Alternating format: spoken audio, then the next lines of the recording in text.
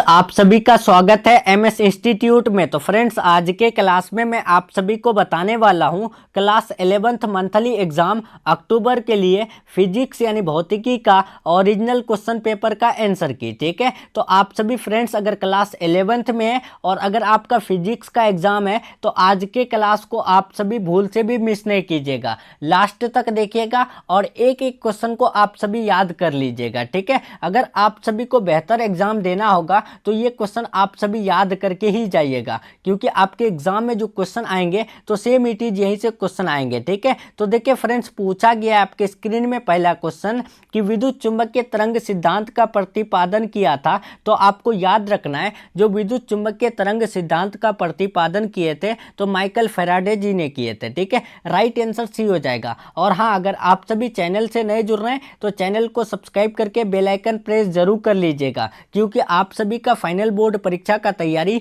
इसी चैनल पर कराया जाता है। ठीक है, तो अगर आप सभी बेहतर तैयारी करना चाहते हैं तो चैनल को सब्सक्राइब करके बेल आइकन प्रेस जरूर कर लीजिएगा। ठीक है, तो देखिए फ्रेंड्स, दूसरा नंबर पूछा गया कि परबल नाभिकीय बल विद्युत चुंबकीय बलों की अपेक्षा होती है। तो परबल जो नाभिकीय बल होती है वो विद्युत चुंबकीय बलों की अपेक्षा जो है ना 100 गुना स्ट्रोंग होती है। ठीक है, राइट आंसर बी हो जाएगा। नेक्स्ट दूसरा नंबर देखिए, तीसरा नंबर पूछा गया है, बहुत इंपॉर्टेंट है कि ग्रहों के गति संबंधी नियम का प्रतिपादन किया था। तो याद रखिएगा, जो ग्रहों के गति संबंधी नियम का प्रतिपादन किए थे तो वो केपलर जी ने किए थे। ठीक है, राइट आंसर यहां पर 3 का सी हो जाएगा। नेक्स्ट चलते हैं फ्रेंड्स, 4 नंबर क्वेश्चन पूछा गया है, प्रकृति में पाया जाने वाला सबसे अधिक निर्बल बल है। तो आप याद रखिएगा, जो प्रकृति में पाया जाने वाला सबसे अधिक निर्बल बल होती है तो वो कौन। तो 4 का right answer option number A हो जाएगा, गुरुत्वाकर्षण बल। ठीक है, 5 नंबर देखिए, क्वांटम सांख्यिकी का प्रतिपादन किसने किया था। तो 5 का right answer option number C हो जाएगा, सत्येंद्र नाथ बोस ने किया था। ठीक है, राइट आंसर इसका सी हो जाएगा। ठीक है, और अगर कोई क्वेश्चन में आप सभी को डाउट है तो कमेंट बॉक्स में जरूर पूछिएगा। 6 नंबर देखिए, द्रव्यमान ऊर्जा की तुल्यता किस वैज्ञानिक ने स्थापित की। तो याद रखिएगा 6 का सी लगा के आना है, आइंस्टाइन ने। ठीक है, द्रव्यमान ऊर्जा की तुल्यता कौन से वैज्ञानिक ने। तो आइंस्टाइन ने स्थापित किए थे। ठीक है, 7 नंबर देखिए, वायुयान का कार्य सिद्धांत आधारित है। तो जो वायुयान का कार्य सिद्धांत आधारित है ना, तो वो किस पे। तो आप याद रखिएगा, राइट आंसर सी हो जाएगा, बर्नौली यानी बर्नौली का सिद्धांत पर आधारित है। ठीक है, 8 नंबर देखिए, परमाणु के नाभिक की खोज किए थे। तो परमाणु के नाभिक की खोज जो किए थे वो रदरफोर्ड ने किए थे। ठीक है, राइट आंसर सी हो जाएगा। ये हर स्टूडेंट को पता होगा, जो परमाणु के नाभिक की खोज किए थे तो रदरफोर्ड ने ही किए थे। नेक्स्ट चलते हैं 9 नंबर देखिए, रॉकेट नोदन का कार्य निम्न नियम पर आधारित है। तो रॉकेट नोदन का जो काम है तो वो न्यूटन के नियम पर आधारित है। ठीक है, राइट आंसर बी हो जाएगा। अब चलते हैं 10 नंबर, प्रकाश वर्ष मात्रक है। तो प्रकाश वर्ष किसका मात्रक है फ्रेंड्स। तो आप सभी क्लास 10th में भी पढ़े होंगे कि प्रकाश वर्ष दूरी का मात्रक है। ठीक है, राइट आंसर बी हो जाएगा। अब 11 नंबर देखिए फ्रेंड्स, पूछा गया है पारसेक मात्रक है। तो पारसेक किसका मात्रक है। तो दूरी का मात्रक है। ठीक है, राइट आंसर यहाँ पर ऑप्शन नंबर बी 11 का सही हो जाएगा। अब 12 नंबर क्वेश्चन देखिए, पूछा गया आपको निम्नलिखित में से कौन दूरी का मात्रक नहीं है। यहाँ पर दूरी का मात्रक कौन नहीं है। तो आपको पता है कि दूरी का मात्रक एंगस्ट्रोम होता है,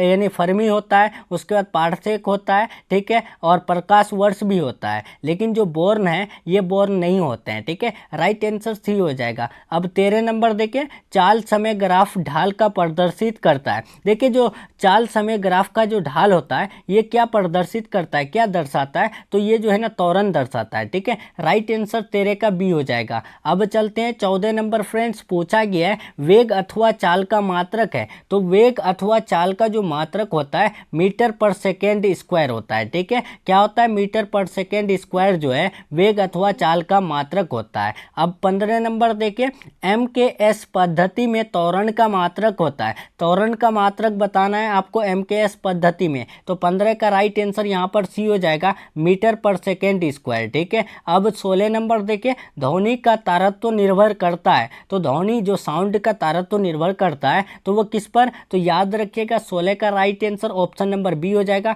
ध्वनि की आवृत्ति पर। ठीक है, राइट आंसर बी हो जाएगा। नेक्स्ट 17 नंबर देखिए कि निम्नलिखित में से कौन सी सांगीतिक विशेषता नहीं है। तो सांगीतिक विशेषता की बात करें तो राइट आंसर 17 का डी हो जाएगा, तीव्रता। ठीक है, अब 18 नंबर देखिए फ्रेंड्स, पूछा गया है सांगीतिक ध्वनि की गुणवत्ता निर्भर करती है। जो सांगीतिक ध्वनि की गुणवत्ता है वो किस पर निर्भर करती है। तो याद रखिएगा 18 का राइट आंसर ऑप्शन नंबर जो है डी हो जाएगा, स्नादियों की संख्या पर। ठीक है, अब 19 नंबर देखिए पूछा गया है किसी व्यक्ति की आवाज़ पहचानी जाती है उसकी। देखिए कोई भी व्यक्ति है, कोई भी जो है ना लोग है, अगर उसका आवाज़ पहचानेंगे तो उसकी किससे, तो आप याद रखिएगा उसकी गूंजता से। ठीक है, राइट आंसर सी है, आपको लगा के आना है। ठीक है, अब 20 नंबर देखिए अनुनाद की दशा में दोलनों का आयाम होता है। बताएंगे यहाँ पर अनुनाद की दशा में दोलनों का आयाम क्या होता है, क्या न्यूनतम होता है, अधिकतम होता है, शून्य होता है, इनमें से कोई नहीं। तो याद रखिएगा न्यूनतम होता है। ठीक है, राइट आंसर ए हो जाएगा। और कोई क्वेश्चन में डाउट हो तो कमेंट बॉक्स में पूछिएगा। पीडीएफ के लिए टेलीग्राम चैनल ज्वाइन कर लीजिएगा। ठीक है, टेलीग्राम चैनल का लिंक डिस्क्रिप्शन बॉक्स में दिया हुआ है, तो आप सभी लिंक पर क्लिक करके जरूर ज्वाइन कर लीजिएगा। ठीक है, तब देखिए यहाँ पर 21 नंबर पूछा गया है कि आंतरिक ऊर्जा की अभिधारणा सर्वप्रथम प्रस्तुत की गई। तो बताएंगे जो आंतरिक ऊर्जा की अभिधारणा है वो सबसे पहले प्रस्तुत की गई, तो वो कौन से नियम द्वारा। तो याद रखिएगा 21 का राइट आंसर ए हो जाएगा, उष्मागतिकी के प्रथम नियम द्वारा। ठीक है, अब 22 नंबर इंजन की दक्षता हो सकती है। तो इंजन की जो दक्षता होती है तो वो कितना हो सकती है। तो आप याद रखिएगा 22 का सी हो जाएगा, यानी सदैव 1 से कम होती है। ठीक है, अब 23 नंबर देखें केल्विन पैमाने पर पानी का क्वथनांक होता है। केल्विन पैमाने पर जो पानी का क्वथनांक होता है वो कितना होता है। तो याद रखिएगा 273 केल्विन होती है। ठीक है, राइट आंसर यहाँ पर 23 का बी हो जाएगा। अब 24 नंबर देखिए फ्रेंड्स, पूछा गया है किसी ताप पर आदर्श गैस के अणुओं में होती है। देखिए कोई भी ताप पर आदर्श गैस के अणुओं में क्या होती है। तो आप याद रखिएगा केवल गतिज ऊर्जा होती है। ठीक है, राइट आंसर ए हो जाएगा। अब 25 देखिए किसी पदार्थ को गुप्त उष्मा देने पर क्या होती है। तो कोई भी अगर पदार्थ को हम लोग गुप्त उष्मा देंगे तो वो क्या होती है। तो याद रखिएगा 25 का ऑप्शन नंबर बी हो जाएगा, जो स्थितिज ऊर्जा होती है वो बढ़ने लगती है। ठीक है, अब 26 देखिए दाब का मात्रक है। दाब का मात्रक क्या होता है। तो याद रखिएगा 26 का डी हो जाएगा, न्यूटन प्रति मीटर स्क्वायर हो जाएगा। अब 27 नंबर देखिए फ्रेंड्स, पूछा गया है बर्नौली प्रमेय आधारित है। बर्नौली प्रमेय किस पर आधारित है। तो 27 का बी हो जाएगा, ऊर्जा संरक्षण पर। ठीक है, नेक्स्ट 28 नंबर बढ़ते हैं। 28 पूछा गया है वायुमंडलीय दाब का अचानक गिर जाना प्रदर्शित करती है। तो देखिए जब वायुमंडलीय दाब अचानक गिर जाती है तो क्या दर्शाता है। तो तूफान आ जाता है। ठीक है, राइट आंसर ए हो जाएगा। अब चलते हैं 29, किसी आदर्श द्रव का अवरूपण गुणांक होता है। तो कोई भी आदर्श द्रव का अवरूपण जो गुणांक होता है तो वो कितना होता है। तो याद रखिएगा अनंत होता है, इन्फिनिटी होता है। ठीक है, याद रखना है, आपको भूलना नहीं है।